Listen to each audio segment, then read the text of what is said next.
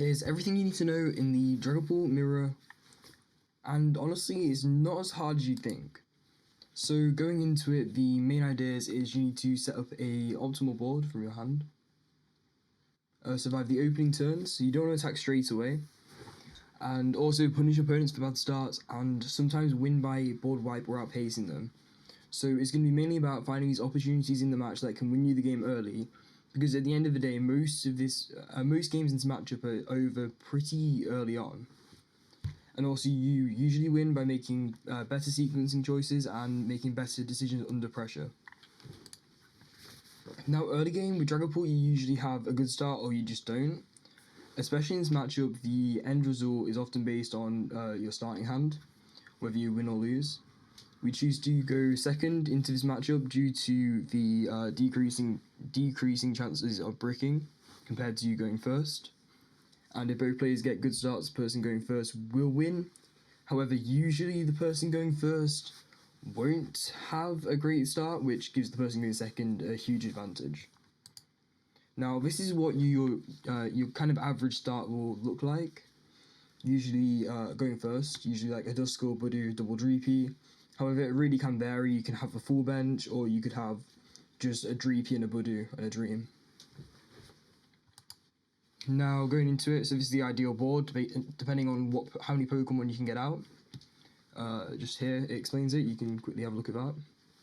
Also, note if you find Latios, you should place it down usually. And same with Monkey Dory in this matchup, it's extremely useful and can really change some of the maths later on. So usually the game is decided within the first few turns. You want to prioritize Budu to keep your opponent out of the game and prevent them getting lots of Dracloaks out and Dusclops. Monkey Dory can also help you win the Budu wars. You have to be very careful with Monkey Dory damage.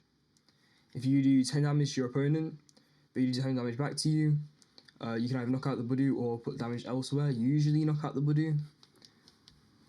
Usually just helps you out a bit. Developing the board and be careful with your energy placements. Energy placements are extremely important in this matchup.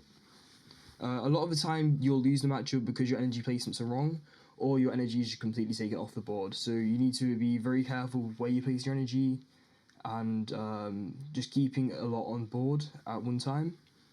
And you also want to prevent a board wipe and work out when it's best to attack. Now, attacking wise, usually the first person who attacks wins the game, but it has to be a meaningful attack.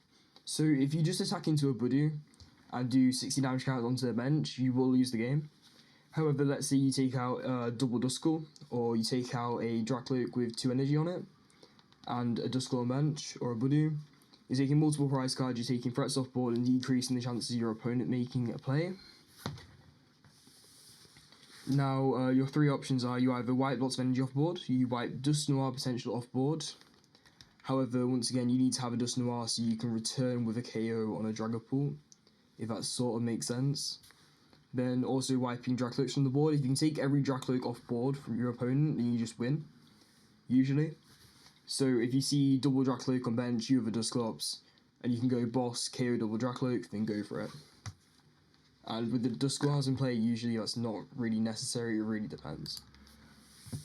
Now, this is kind of just a situation that happens where you decide whether you attack. So here you've got a Dragapult in your hand, and you can decide whether to attack. In this situation, it's correct to attack because you can take out the Dracloak on bench, so your opponent will not be attacking next turn, giving you the advantage. You get 2 attacks ahead of your opponent. Now, usually, it's only correct to attack when you have a Dusclops/Dusknoir in play. So you can, if they hit into you, you can return with a KO on the Dragapult.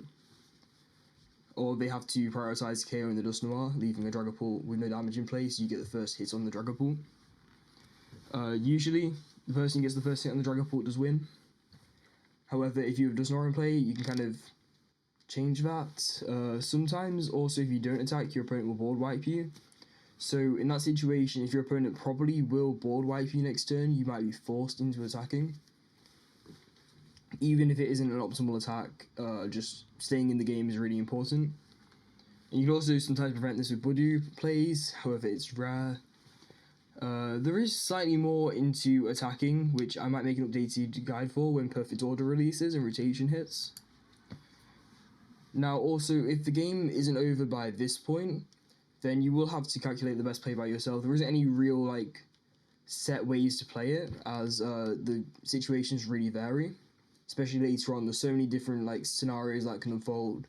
Monkey Dory's on bench, just while's in play, what's in your hand, whether you can Iono, how much you thinned, what you've prized. It really changes how this goes later on. So key things to mention at this point is watch out for Ursaluna plays for yourself and them. A lot of the time you can finish off a game by just surprising them with an Ursaluna Dusknoir, or just an Ursaluna on the bench Latios or Fez. Also look out for Turo situations. A lot of the time a nice Turo can definitely win you the game. And also, especially if the game gets later on, a lot of the time it goes down to an Iono, to 1, to just pray your opponent whiffs what they need, and you hit what you need. Now some keynotes. Don't be afraid to burn a Pokepad / Ultra Ball to put a Dracolic into hand for the preceding turn. This is when you go in like first, as usually your opponent won't Iono you, and if you don't have the Dracolic in hand and you get item locked, then you're kind of stuck. Usually playing Jamming Tower down when possible is correct to thin. It's it's slightly better than not placing it down. It doesn't change much, but it is still slightly thinning, which is good. And then also pay attention early on for thinning opportunities to increase outs, finding pieces later on. This can really change how late game goes and how the Iono to 1 goes. If you get Iono to 1 with a 40 card deck, you're probably not finding what you need. However, if you only have like 20, maybe 15 cards in deck, which are all good cards, you're probably going to find what you need. Now, overall, early game is key in this matchup. Most games aren't grindy and will end early. And play the matchup lots, as it will be very frequent, especially going into perfect order, where it's undoubtedly the BDIF as well as straight pull. Then late game situations vary, so you have to be prepared to think lines through. It's not just a deck you can just like mindlessly attack into your opponent. You have to think. So overall, I hope this helped you. There's more videos on the screen now which you can click on to get more help with Dragapult, and I'll see you in the next one.